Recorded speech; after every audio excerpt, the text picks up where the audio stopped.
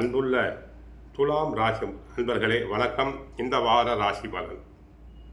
துலாம் ராசினருக்கு ராசியில் புதன், 2இல் சூரியன், செவ்வாய், சுக்கிரன், 5இல் ராகு, 6இல் சனி, 10இல் குரு வக்கிரம், லாபஸ்தானத்தில் கேது பகவான் இருக்கிறார்.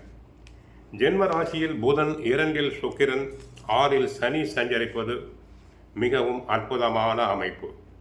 தன வரவுகள் சிறப்பாக இருந்து உங்கள் தேவைகள் பூர்த்தியாகும்.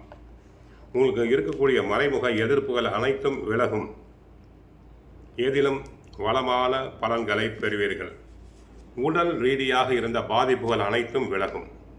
உங்கள் ராசிக்கு 2இல் சூரியன், செவ்வாய், 2 உஷ்ண கிரகங்கள் இருப்பதால் பேச்சில் சற்று பொறுமை தேவை. கோபப்பட்டு பேசாதீர்கள். உடன் இருப்பவர்களை அனுசரித்து செல்வது நல்லது. தொழில் வியாபாரத்தில் சிறப்பான முன்னேற்றத்தை அடையக்கூடிய வாய்ப்புகள் உங்களுக்கு இருக்கிறது. தொழில் வளர்ச்சிக்காக நீங்கள் எதிர்பார்த்த பொருளாதார உதவிகள் கிடைக்கும். வேலைக்கு செல்பவர்களுக்கு பயணங்களால் அனுகூலங்கள் உண்டாகும். கடந்த காலங்களில் உங்கள் மீது இருந்த பழி சொற்கள் அனைத்தும் விலகும்.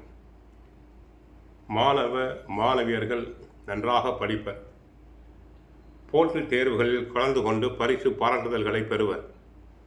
சிலர் உயர்கல்விக்காக வெளி மாநிலங்கள், வெளிநாடுகளுக்கு செல்லலாம். லாபாதிபதி சூரியன் 2இல் இருக்க 2க்குரிய செவ்வாய் ஆட்சி பெறுகிறார்.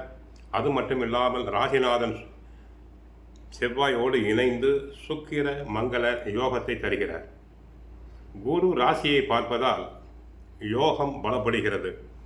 உத்தியோகத்தில் அற்புதமான மாற்றம் ஏற்படும். பொருள் சேர்க்கை உண்டாகும். வியாபாரத்தில் லாபம் உண்டு. வெளிநாட்டு அழைப்புகள் உண்டு. நல்ல வருமானங்கள் கிடைக்கும். சிலருக்கு நகை ஆபரணங்கள் உண்டு. வாகன சேர்க்கை உண்டு. கூடுதல் உழைப்புக்கேற்ற வருமானம் கிடைக்கும். வரவுகள் அதிகரித்தாலும் அதற்கேற்ற செலவுகளும் பின்தொடரும். கணவன் மனைவி சிறு சிறு உரசல் வர வாய்ப்புள்ளது. கவனம் தேவை. சொத்து சம்பந்தமான சில பிரச்சனைகள் உண்டாகலாம். 2இல் சூரியன், வார்த்தைகளில் சூடு பறக்கும்.